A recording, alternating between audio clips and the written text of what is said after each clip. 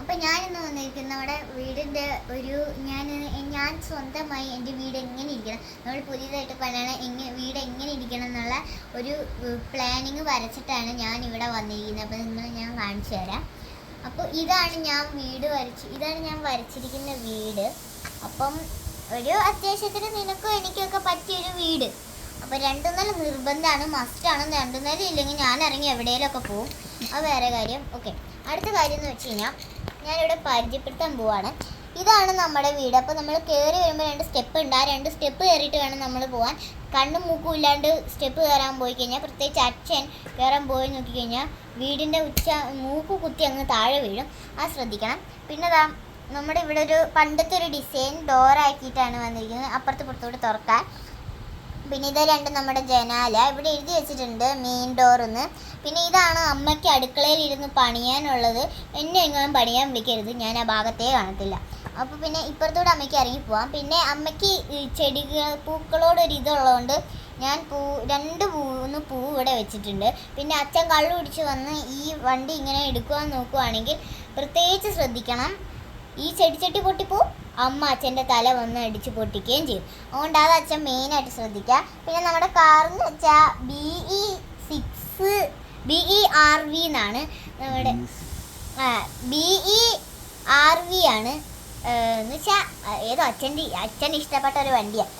പിന്നെ ഇതാണ് നമ്മുടെ കാർ ഷെഡാണിത്, ഒന്നും വിചാരിക്കരുത്. പിന്നെ ഇത് ബാൽക്കണിക്ക് ഞാൻ ഇരിക്കാനൊരിത് കൊടുത്തിട്ടുണ്ട്. പിന്നെ ഇതാണ് ബാൽക്കണിയിലോട്ട് വരുന്ന റൂഫ്. ഇത് പിന്നെ മേളത്തെ ഡോറ്, മേളത്തെ റൂം. പിന്നെ ഇവിടെ നമുക്ക് അമ്മയ്ക്ക് ഇതാണ് റൂം, റൂഫ്. ഇതാണ് റൂഫ്. ഇവിടെ നമുക്ക് അമ്മയ്ക്ക് തുണി അലക്കാം, തുണി വിരിച്ചിടാം. അതിന് വേണ്ടി മാത്രമാണ് ഞാൻ ഇത് വെച്ചിരിക്കുന്നത്, അല്ലെങ്കിൽ ഞാൻ വെക്കൂലായിരുന്നു. ഓക്കെ, പിന്നെ നമ്മുടെ ഇതെന്ന് വെച്ചാൽ നമ്മൾ ടൈൽസ് ഇട്ടേക്കാണ്. എന്ന് വെച്ചാൽ ടൈൽസ് അല്ലാണ്ട് വല്ല മിറ്റലും കൊണ്ട് ഇറക്കി കഴിഞ്ഞാൽ ഞാനില്ലേ മിറ്റലെങ്ങാനും കൊണ്ട് ഇറക്കിയ.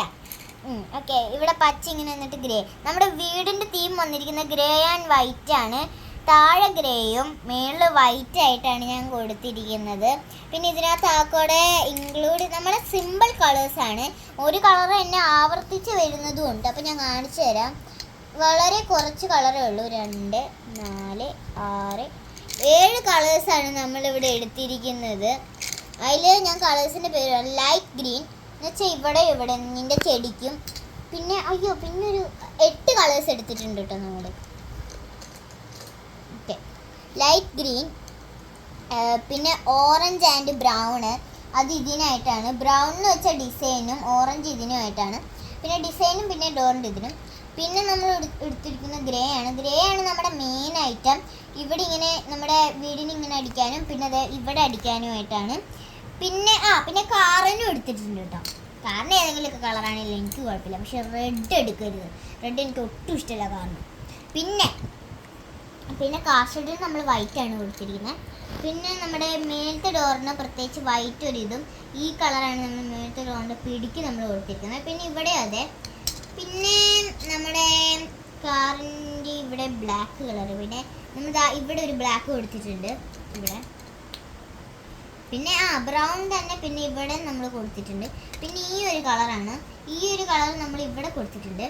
പിന്നെ റെഡും ഓറഞ്ചും നമ്മുടെ ചെടിച്ചട്ടി, ഓറഞ്ച് താഴെയും റെഡ് ഇവിടെ മേളിലൊരു ഇതായിട്ട് നമ്മൾ കൊടുത്തിട്ടുണ്ട്.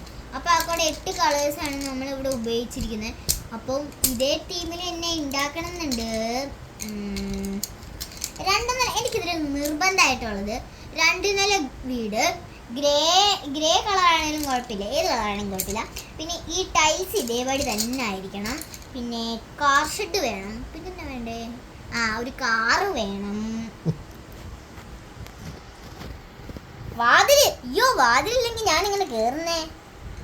വാതിൽ വേണം, ജനാല വേണം, എല്ലാം വേണം. പോരെ, ബൈ.